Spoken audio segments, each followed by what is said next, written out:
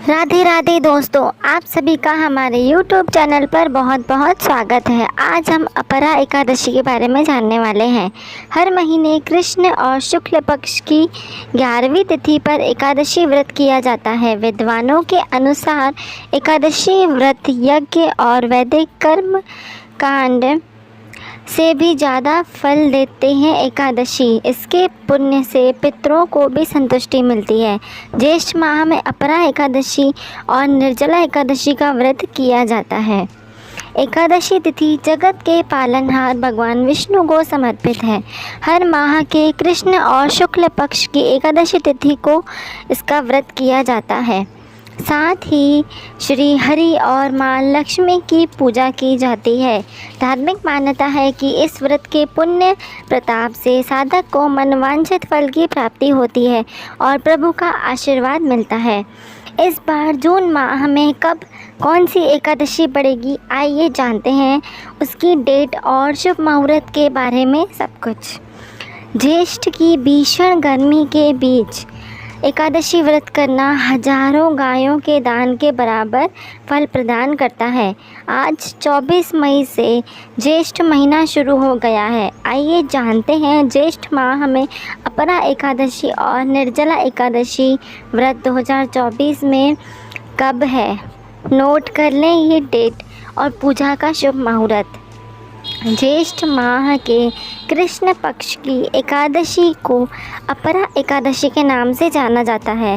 पंचांग के अनुसार एकादशी तिथि की शुरुआत 2 जून को सुबह 5:04 पर होगी और वहीं इसका समापन अगले दिन यानी 3 जून को मध्य रात्रि 2:21 पर होगा। ऐसे में अपरा एकादशी व्रत 2 जून को किया जाएगा। अपरा एकादशी का महत्व। तीनों पुष्करों में स्नान करने से या कार्तिक माह में स्नान करने से अथवा गंगा जी के तट पर पितरों को पिंड दान करने से जो फल प्राप्त होता है, वही फल अपरा एकादशी व्रत करने से प्राप्त होता है। इसके प्रभाव से सभी कार्य सिद्ध हो जाते हैं।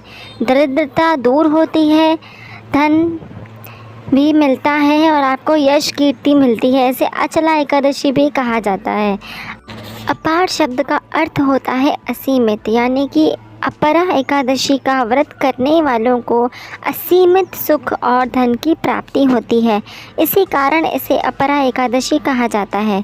इतना ही नहीं, अपरा एकादशी को असीमित लाभ देने वाली एकादशी भी कहा जाता है। अपरा एकादशी समस्त पापों से मुक्ति दिलाने वाली एकादशियों में से एक मानी जाती है। ऐसी मान्यता है कि इस व्रत को करने से पापों का अंत होता है।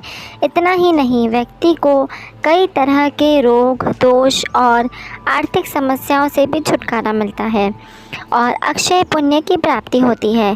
पांडवों ने श्री कृष्ण के मार्गदर्शन में इस व्रत को करके महाभारत युद्ध में विजय प्राप्त की थी। अपरा एकादशी की व्रत कथा। पौराणिक कथा के अनुसार प्राचीन समय में महीध्वज नामक एक धर्मात्मा राजा था। उसका एक छोटा भाई था। वह अधिक क्रूर और अधर्मी था। छोटा भाई महीध्वज को मारना चाहता था। एक बार रात को उसने अपने बड़े भाई की हत्या कर शव को जंगल में जाकर पीपल के नीचे गाड़ दिया। अकाल मृत्यु होने की वजह से महीध्वज प्रेतात्मा के रूप में उसी वृक्ष पर रहने लगा और वहाँ पर उत्पात करने लगा। एक बार धौम्य ऋषि उस वृक्ष के पास से गुजर रहे थे। तब उन्होंने उस प्रेत आत्मा को देखा। ऋषि ने अपने तपोबल से प्रेत के उत्पात का कारण समझा।